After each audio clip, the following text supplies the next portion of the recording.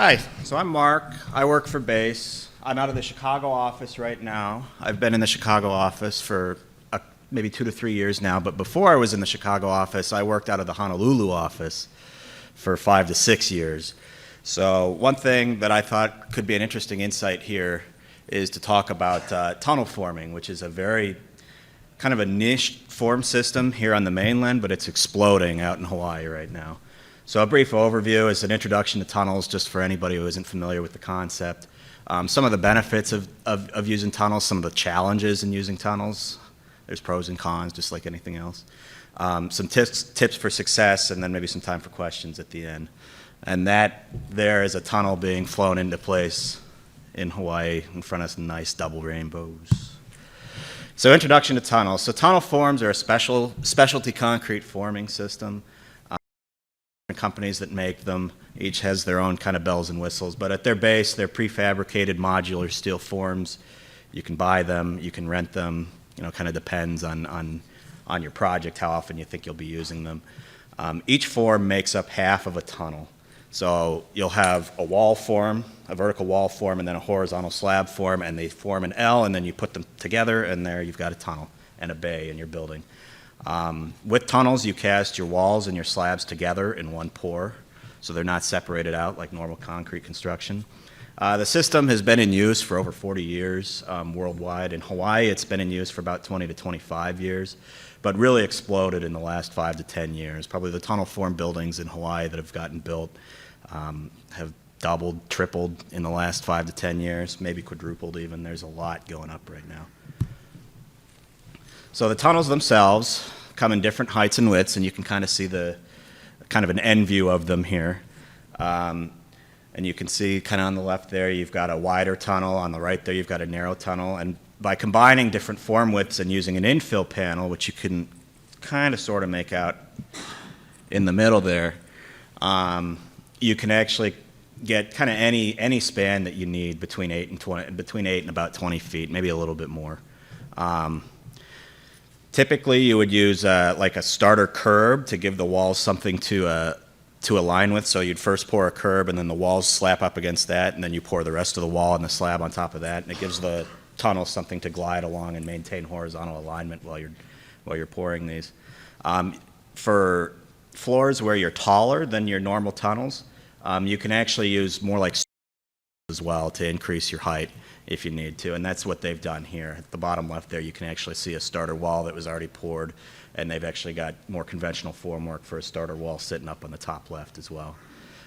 For end forms, both at the perimeter of the building and then like at interior hallways, you can use supplementary wall panels that attach to the tunnel forms.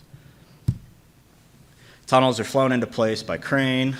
They've got wheels on the bottom, which you can kind of see on the picture there, that make for easy adjustment while you're installing them before the pour, and also while you're extracting forms after the pour, which is what these guys are doing right now. I've seen them get real creative with lifts so that you can actually put these things in kind of odd locations. I've seen them put under overhangs. I've seen them put in tight spaces where they're actually enclosed on all 4 sides, and instead of rolling them out, you kind of drop them from below and then roll them out. So you can. It's not like you can only do tunnels. Get a little bit creative, and you may need supplementary lifting devices beyond what they're using right here. But you can do a lot of things with these guys. So typical construction, typical floor plans that I've seen have been broken into 2 to 4 pour cycles. This one in the picture here is a 3-pour cycle. Your typical tunnel forms use about a 3-day cycle, sometimes 4. I've seen guys try to push for 2. They usually don't get there. Day 1, you're stripping the previous floor, you're pouring your starter curb, wall rebar, and embedments, which would be electrical, piping, that sort of thing, all get installed. Day 2, you install the forms, so you're enclosing in the wall rebar that you put up, and installing your floor rebar and embedments, which is, again, electrical, piping, any curtain wall embedments, that sort of thing. And then day 3, you pour, you finish, and you cure. So actually, they were nice in this picture, and I think you've actually got day 1, 2, and 3 all in a line there. So the guys on the left are doing day 1. The previous floor has been stripped. They've poured the starter curb, and they're working on the wall rebar and embedments installation right now. Day 2, you can see the forms are in place already. They're doing the floor rebar right now, and day 3 on the right, they've poured already, they're working on finishing. The forms are cycled, so each pour is on a different day. On the bright side, that means you need fewer forms. So the forms are more or less in continuous use. You just move them from one side of the building to the other side of the building. Downside, is you have pretty much daily concrete pours on these types of jobs. But one of the benefits of these guys is extremely fast sequencing. Since the walls and slabs are poured together, you typically have pretty closely spaced walls. I'm usually at about 15 feet, 12 feet, somewhere in there, basically the width of a room, usually. And because you have such tightly spaced, actually strip forms the following day, usually. And often you don't even need reshoring because the forms actually deposit most of the load from the forming system right up against the walls below. So you can actually see on the left here, they've got forms up on the top floor, and you can see through the building. There's no reshoring under those forms. And that's something that I've done successfully for 1 million plus square feet of these and never had an issue. High level of repetition, so you're doing things over and over and over and over again, and you can start getting real good at them. The other nice thing is since your walls are closely spaced and your slabs end up kind of thin, you work with minimal reinforcing typically. So my typical building walls are usually 6¼ inch thick. Slabs are 6 inches thick. They've got 4s at 16 bottom, 4s at 12 top. Walls are usually 4s at 16 each way. You're done. They're actually pretty easy to design. You can use zone columns if you have to. So say you're a taller building. I've had to do this in some of my taller buildings where I need to reinforce the ends of the walls for wind. You can use zone columns in them. It gets a little bit tight. I wouldn't do them in 6-inch walls. The thinnest I've done is 8 inches for those.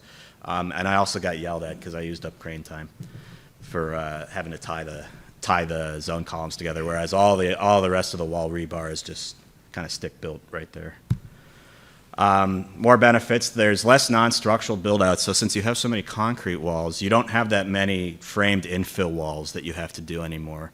So a lot of it'll seem like the concrete cost is really high for these projects, but when you take off a lot of the infill walls, you come out ahead.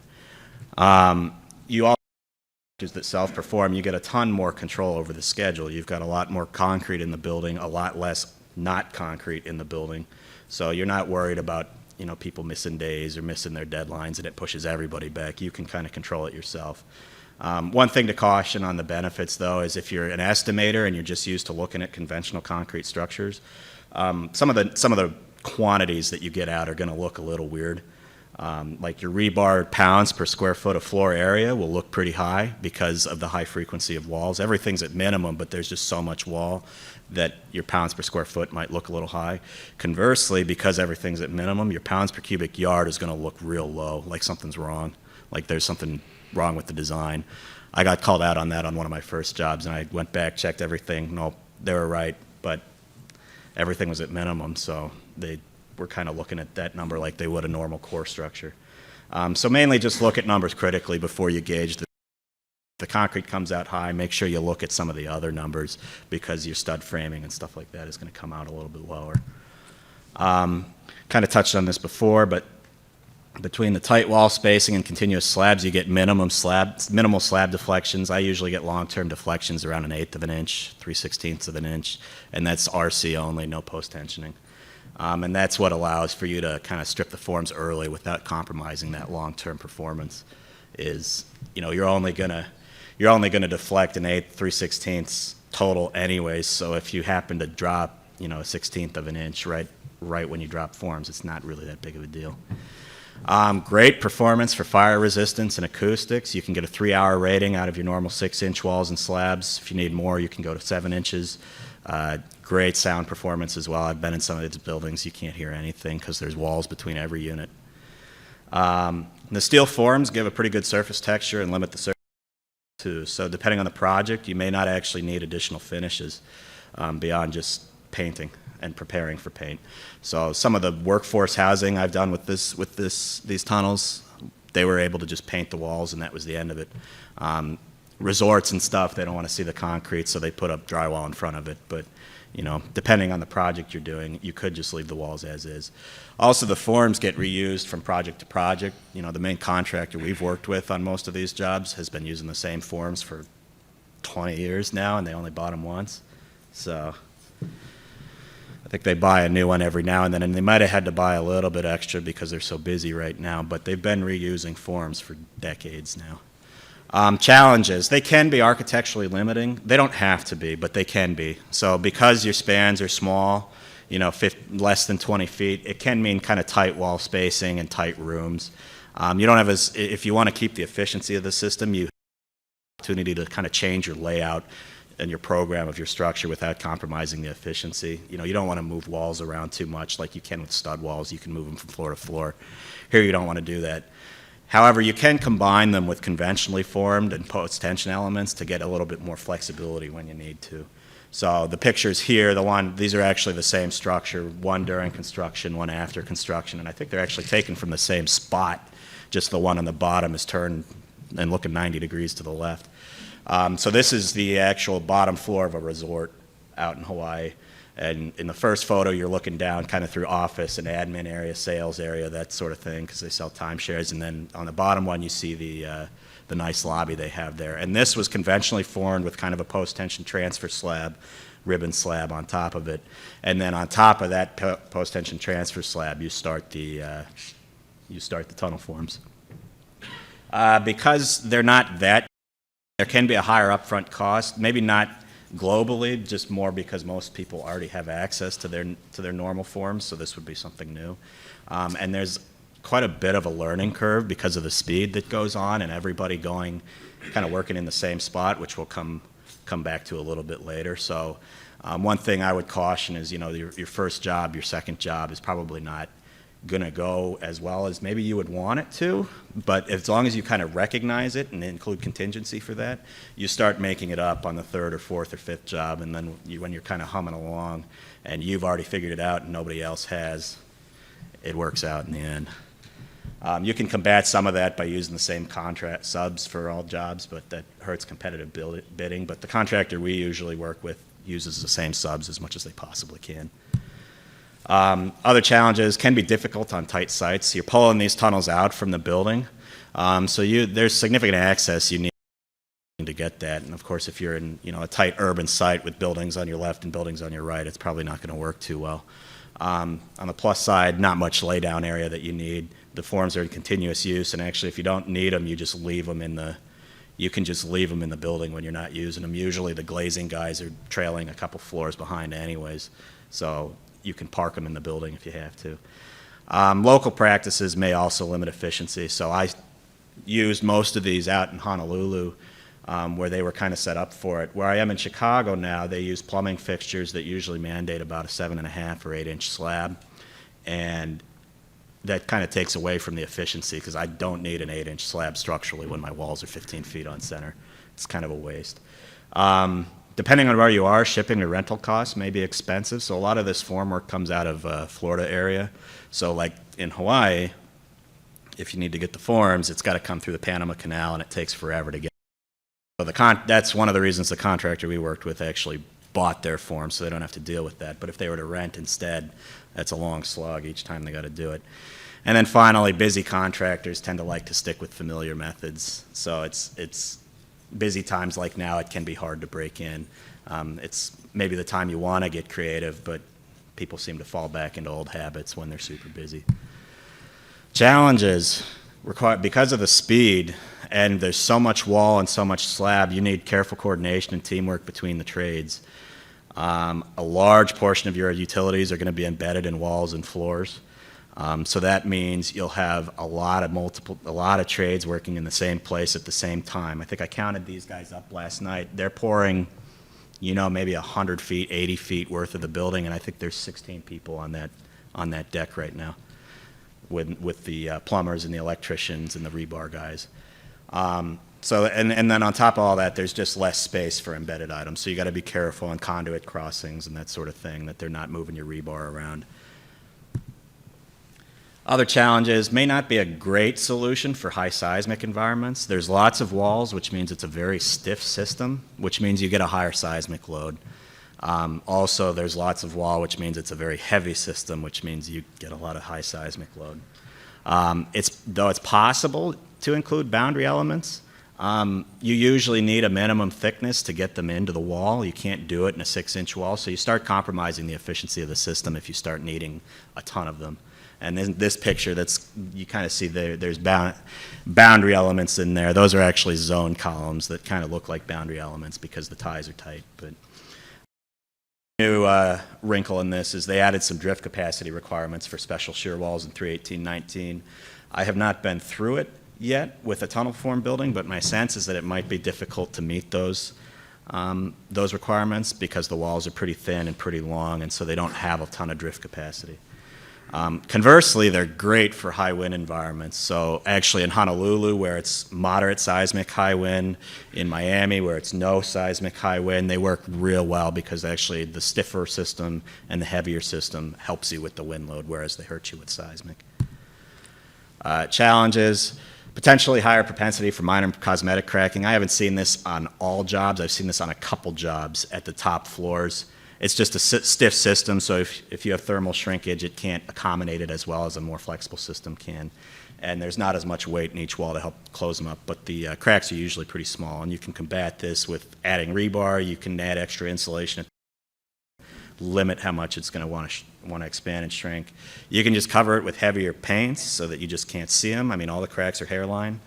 And then just educating owner, which we should all be doing on all of our projects anyways, letting them know that concrete cracks. So tips for success, finally, like anything else, use the right tool for the job, so pick your projects carefully. Ideal projects, they have highly segmented spaces, they have regular base spacing that doesn't change too much, and they're unlikely to be reconfigured in the future because it's concrete walls, it's kind of hard to move. So ideal is workforce or affordable housing. I've done a lot of those projects with this. Hotels, resorts, so this is a resort in Maui that is a tunnel form resort. Dorms, barracks, actually are good for an additional reason beyond the repeatability. They're good for projects that require high durability as well. So dorms, college students get a little bit rowdy. Barracks, soldiers get all their walls in there are concrete now instead of stud. Prisons, same reason. And really any highly segmented regular areas works well. Potentially not ideal, office buildings where you're going to be reconfiguring all the time and want open areas, especially now. Retail, for the same reasons. Parking garages, you can maybe get it to work with the spaces, but there's ventilation requirements you have to pay attention to, and when you've got walls over the place, that gets tough. Mixed use, where you're changing use through the height of the building, gets tough. And really anything requiring a large amount of large open spaces or open floor plans. So maybe one other one I'd add would be like high-end residential. You know, people who are paying $2,000 a square foot for their penthouses usually want to have the option to move it around if they want to, and the concrete walls can get in the way of that. Tips for success, involve a qualified contractor, and shameless plug, involve a qualified designer early in the process, preferably as early as concept or schematic phase. They can help you set the slab spans, set your wall spacings and room sizes based on the formwork that they have available. They can review for constructability, and they can start strategizing kind of the odd areas that are a little irregular and not real conducive to tunnels, but you might want to force it just so you can use the system. And this picture would be an example of those areas. That little outcropping there was done with tunnels. That was one of the ones where they poured it and then just dropped it and pulled it out. Design team and owner-developer need to recognize rules of thumb. Your walls need to align throughout the height of the building and maintain their thickness. You want to maintain the same layout throughout the height of the building to maintain the reuse of the forms. You want to keep the same slab spans from one end of the building to the next as much as you can. You can vary, but you want to have some pattern to it so that you can take the building, move it to the other end, and then work your way back and forth, and you don't need as many forms. And then review the layout to make sure that you can extract the forms out, which means limit the perimeter upturns and downturns, at least ones that need to be in place before the forms are taken out. Pay attention to site obstructions, and also pay attention to your crane reach, because you need a little bit more with these guys to pull them out of the building. Coordination is key. Monitor crossing of plumbing and conduit in the slabs. Since you have thin walls, make sure you watch for electrical outlets back to back. That's a real easy one to miss, especially for structural engineers. I never look at electrical drawings. You really should on these buildings. Make sure they don't have boxes back to back. And coordinate your slab and wall edges with perimeter cladding. Make sure your walls are held back if you want them held back. If you don't want them held back, then go for it. So I'll open up to questions. I did want to thank ACI Committee 134 for inviting me to speak today. My company base, and then Hawaiian Dredging Construction Company is the contractor I've worked with out in Hawaii, and they helped review this presentation, make sure that I wasn't lying to you guys and also not giving away too many other secrets. So thanks to them.